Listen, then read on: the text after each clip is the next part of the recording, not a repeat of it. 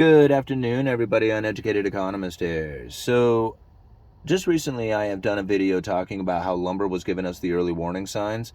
And in that video, I was talking about mill curtailments and inventory shutdowns and the things that I had experienced back in 2019 before the COVID lockdowns and the stimulus checks were handed out. Now, something very similar has taken place again. Now, think about some of the videos I was putting out back in 2019. I was talking about mill curtailments and mill shutdowns. There was people being laid off and permanently losing their jobs. This was heart-wrenching to read about, especially places like up in 100 Mile, where generations of families who really didn't have anything else going on up there except for the forest industry, the forestry products, lost everything that they had going on and had to basically pack up and leave the area. Now, when these mills were going into curtailment and the inventory depletion started to take place, hardly anybody was talking about it. I was one of the few people out there on the internet who was giving those signs, saying, hey, there is issues taking place right now within the lumber industry. Now, the main reason these mills are, shutting down, if you think about it, up in the British Columbia area, they are very sensitive up there. They are high cost, high output producers. So there is a lot of mills up in the British Columbia area.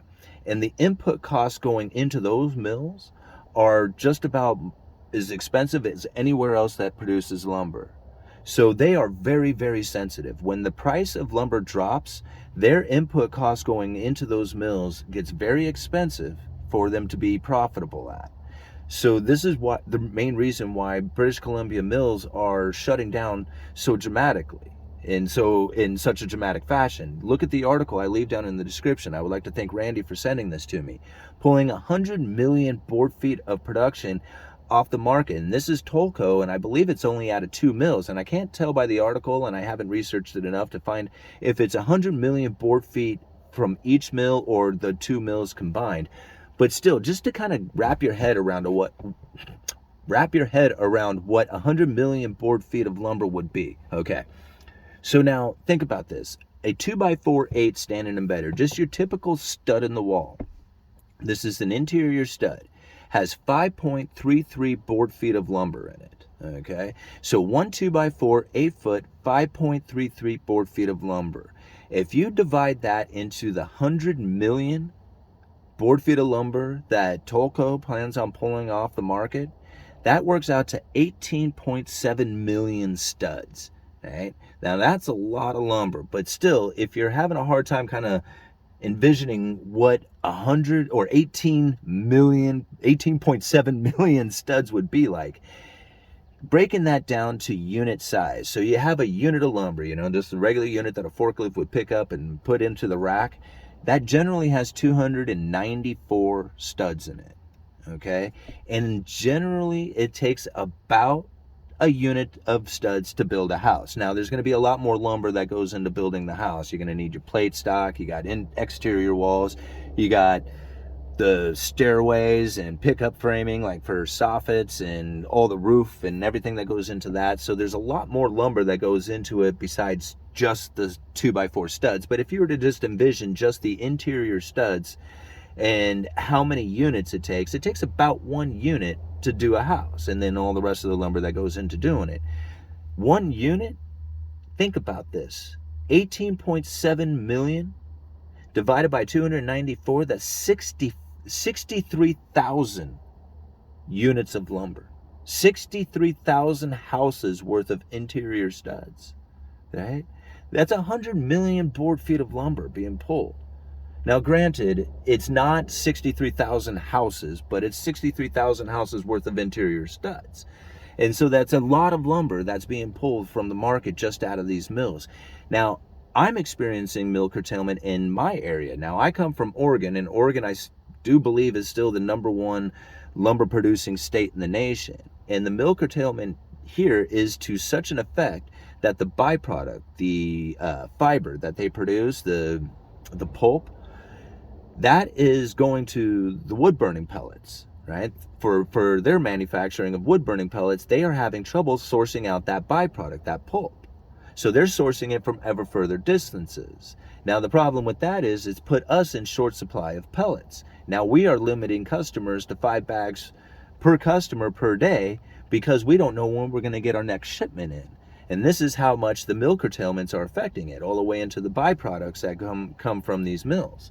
So this is some of the same stuff that we are experiencing, maybe not so much in the wood burning pellets, but definitely the stories coming out of the British Columbia area. Now, what took place next back in 2019 is that we had the COVID lockdowns. And with these COVID lockdowns came a stimulus check. And that got everybody running out there to go and buy the decks and fences and, gazebos and raised garden beds and doing the remodeling on the house and all that stuff. And they put a huge demand on lumber during a time when these mills were in inventory depletions and curtailments. So that zapped a lot of the inventory that was out there. Now, this is the real reason why lumber shot up to as high as it did, is because when you have builders out there who are in the middle of a project that is inelastic demand, it means they cannot not buy it. Like, if we want to build a woodshed or a chicken coop or, maybe even remodel the house, we can postpone that. We can be like, well, maybe we won't do the project right now. But if you're a builder in the middle of the project and you've started, you have no choice. You have to buy that lumber regardless of the price of it. And so when you have an inventory depletion dramatically as it was, and then you have an inelastic demand that goes into it at the same time, the prices will go as high as it needs to in order to acquire the lumber. And that's really the main reason why we saw lumber shoot up as high as it did. Because when it did go up to $1,700 per thousand and everybody was screaming inflation, I said, what are you gonna say when the prices come back down to normal? In fact, here we are, we're down at $400 per thousand. And this is the main reason why these mills are in curtailment, because producing lumber at $400 per thousand is just not profitable for them, especially in the high cost, high output producers like the British Columbia area. So when they go into curtailment, it's going to affect the rest of the market. And so it's only a matter of time before you see some demand start to pick up inside of the lumber industry. At the same time, we have all this mill curtailment and inventory depletion taking place. So think about it. How long has it been since the home builders have been kicking off and kicking ass inside of their job? They're not. They're like backing off. They're like, whoa, man, I don't know. I mean, building a house right now isn't exactly like, exciting projects to get into, considering that everybody's talking about a housing market crash, right? So now here the demand for lumber is really low, and the inventory is really low, and the curtailments are kicking in, and it's only a matter of time before somebody, right, decides that they're going to start lowering interest rates.